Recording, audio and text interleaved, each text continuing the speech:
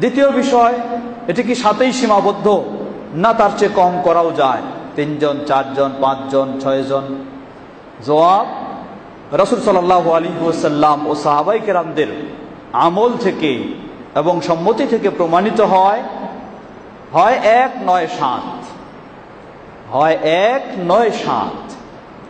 3 জনে, 4 জনে একটা গরু বা একটা উট, এই ধরনের প্রমাণিত হয় না। যদিও এখানে বিজ্ঞ ইমামগণ অনেকেই যুক্তির আলোকে বলেছেন যে 1 যদি বৈধ হয় আর 7 যদি বৈধ হয় তাহলে মধ্যের সংখ্যাগুলি তো বৈধ হবেই, কিন্তু এটি তারা যুক্তির আলোকে বলেছেন। তাই আমরা বলবো যে হয় 1 অথবা 7। তবে 7 সেটি দুইভাবে হতে পারে। 7 ব্যক্তির পক্ষ থেকে হতে পারে, 7 পরিবারের প্রতিনিধির পক্ষ থেকে হতে পারে, অথবা 2 পরিবার থেকেও একটি গরুকে কুরবানি দেওয়া যেতে পারে।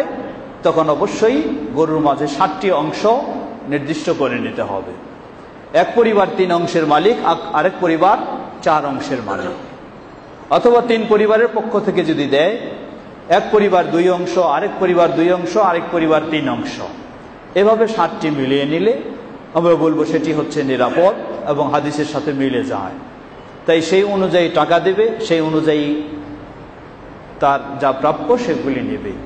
এভাবে 2-3 পরিবারের পক্ষ থেকেও দেওয়া যেতে পারে, কিন্তু শুধু এমনি 2 পরিবারের পক্ষ থেকে সমান সমান বা 3 পরিবারের পক্ষ থেকে সমান সমান এই ধরনের প্রমাণ পাওয়া যায় না, তাই এটি হওয়া উচিত নয়।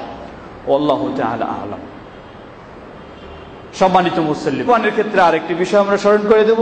আমরা বললাম যে এটি সফরের জন্য সীমাবদ্ধ নয়, বরং সফরে যেমন তাদের সচ্ছলতা বা অর্থনৈতিক সামর্থ্য কম ছিল, সেই অনুযায়ী যার সামর্থ্য কম রয়েছে তাদের শরীকি কুরবানি অংশগ্রহণ করা অবশ্যই বৈধ রয়েছে, সেটি সফরে হোক বা মুকিমে স্বগৃহে থাকাকালীন হোক। তবে অবশ্যই আপনার এই ধরনের ভাগাভাগি অংশ নেওয়ার চেয়ে আপনি একটি ছাগল দিবেন, এটাই হলো আপনার জন্য সবচেয়ে আরো সুন্দর। এই ভাগাভাগির চেয়ে একটি ছাগল দিবেন, এটি আপনার জন্য আরো নিরাপদ, আরো সুন্দর। আমরা যেন আমাদের কোরবানির বিষয়টিকে আরো সুন্দরভাবে আল্লাহর কবুলের জন্য, নৈকট্য লাভের জন্য ইবাদত করতে পারি। আল্লাহ আমাদের সকলকে সে তৌফিক দান করুন।